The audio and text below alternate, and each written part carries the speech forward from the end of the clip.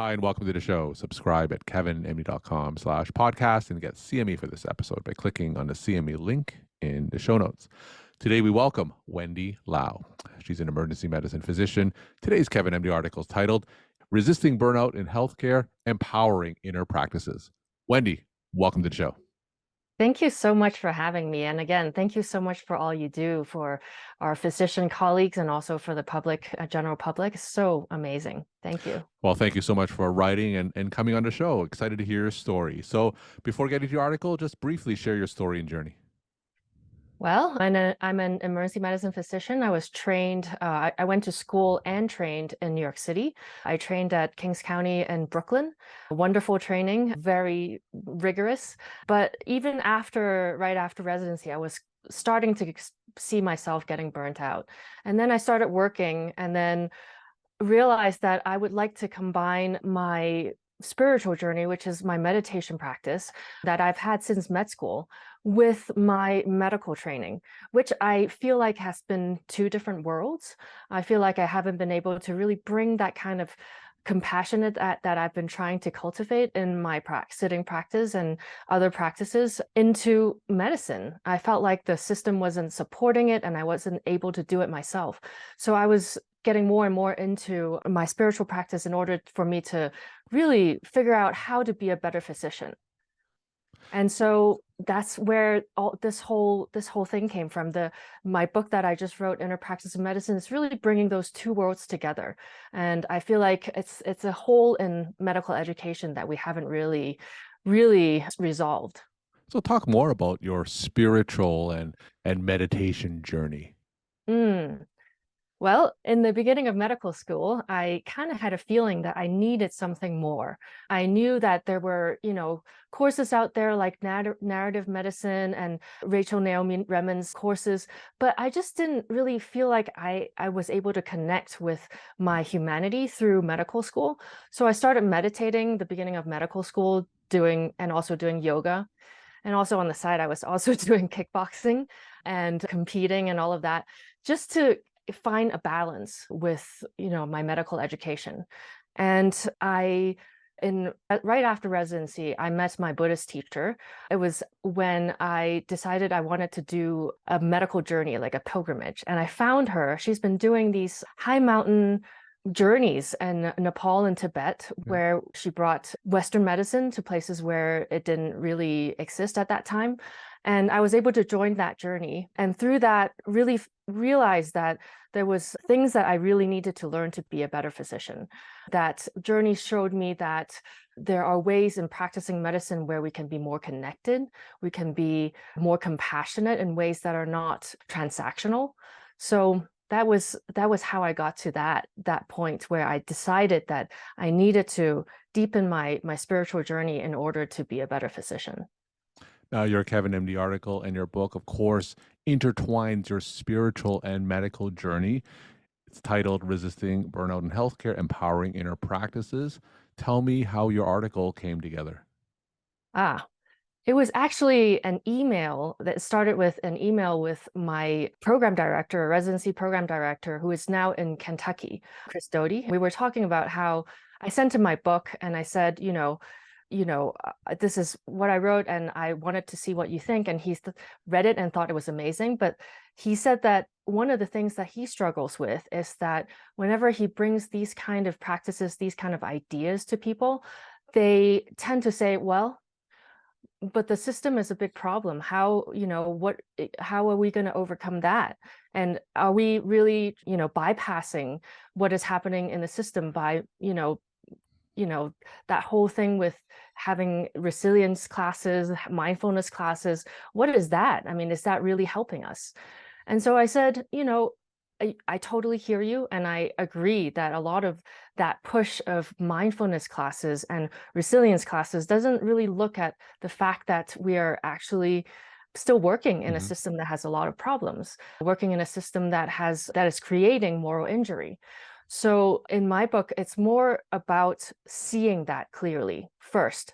The first thing is seeing where how our education system and our training actually makes it so that it's difficult for us to take care of ourselves, to have these inner practices, to really connect with our patients, and to not to forget that part of it and not to bypass that part of it.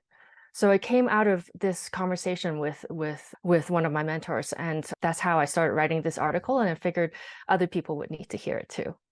So when you say inner practices, and you have a book, of course, on this, The Inner Practice of Medicine, tell us, what exactly do you mean by inner practices? Perfect. So I'll tell you, like, it goes from the beginning. The first chapter is a primary survey, using the language of emergency medicine, really looking at what is it, where are we at right now? Just like the primary survey, when a trauma patient comes in, what is going on with this patient and what is going on within myself? Am I burnt out? Are my tendencies to push past my limits part of the way that I was educated, the way that I was trained? What kind of moral injury is present in my work environment and my experience? And what kind of burden am I holding on to? And then it gives in every chapter, there's a practice that would bring you deeper into how you're doing. And in the second chapter, it talks about mortality and morbidity, a different way of looking at death and dying, which, we face this all the time, especially in specialties that are like emergency medicine or critical care. But any specialty, you face losses, you face illness, you face diseases. But we're never really taught in medical school and in training how to deal with it within ourselves. We're just taught to, okay, push this away, just onto the next patient. We're, resilient. Yes, we are resilient, but we're not taught to how to work through this within ourselves, how to see that, our own fear of death, which is present in every human being, unless I guess if you're enlightened, I'm not sure, but present in every human being. How does that play into our practice in medicine when we have to face these all the time? And so looking at that clearly, that's one of the chapters. And then also looking at moral injury.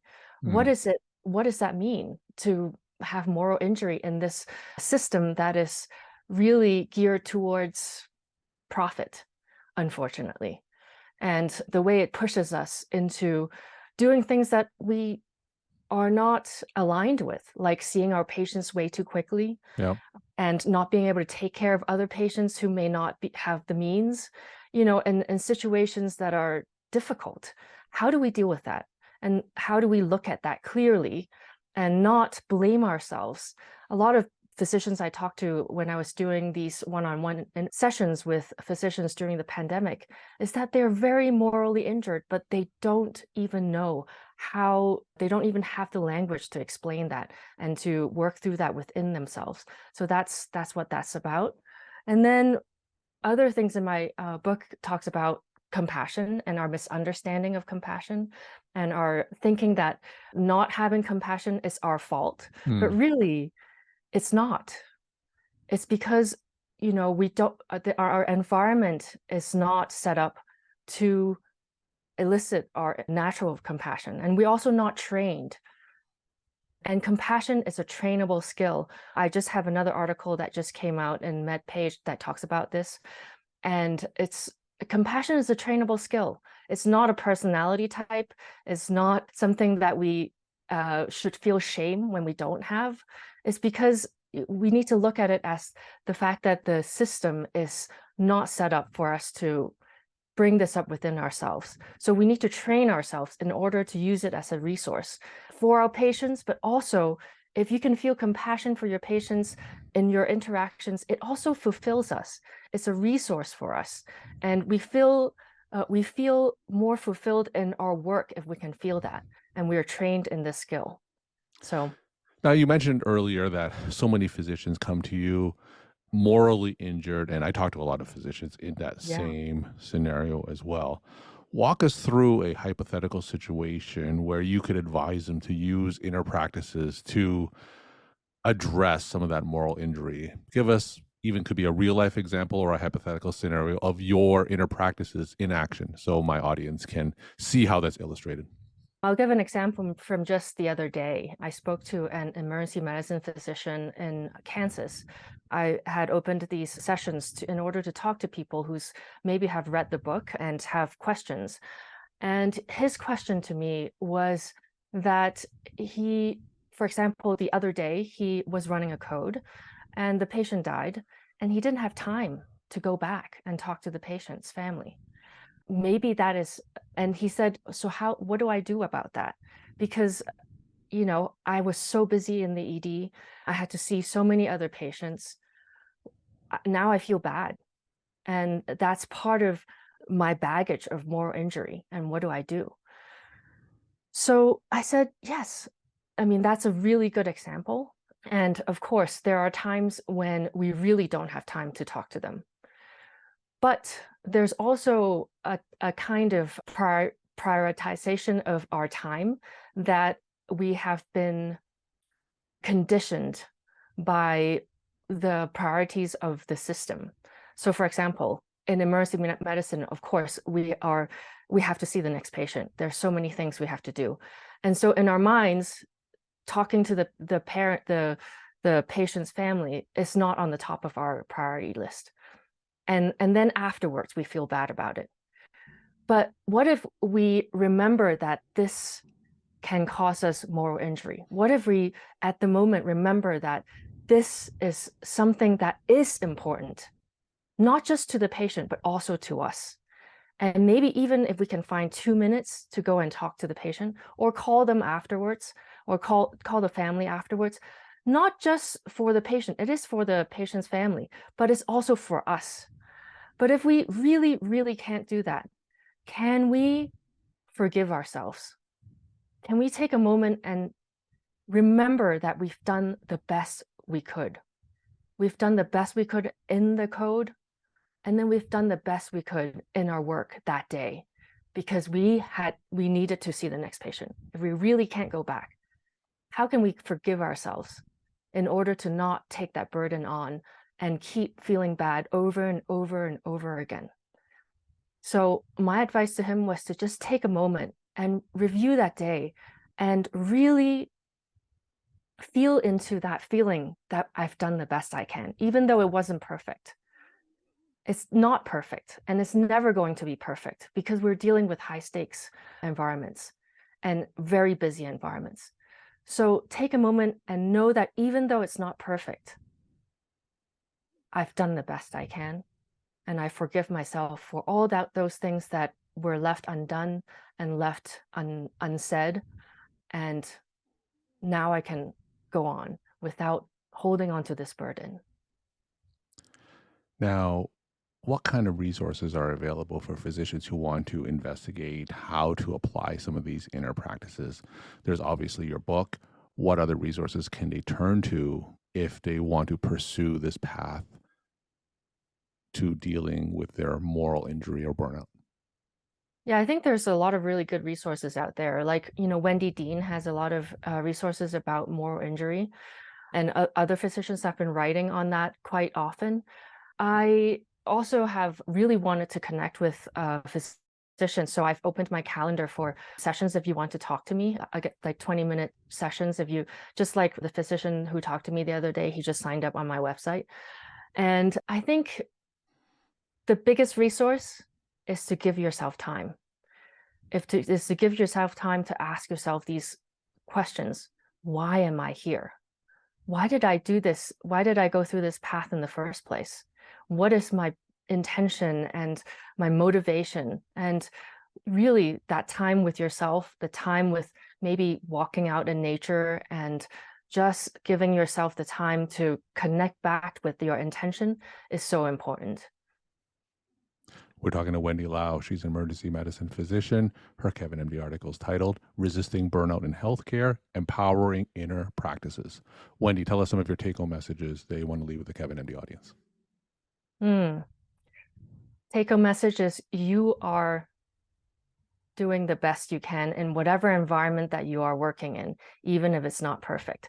And just know that. Just know that and forgive yourself for anything that is not perfect. Wendy, thank you again for coming on the show, sharing your time and insight. Thank you so much for having me.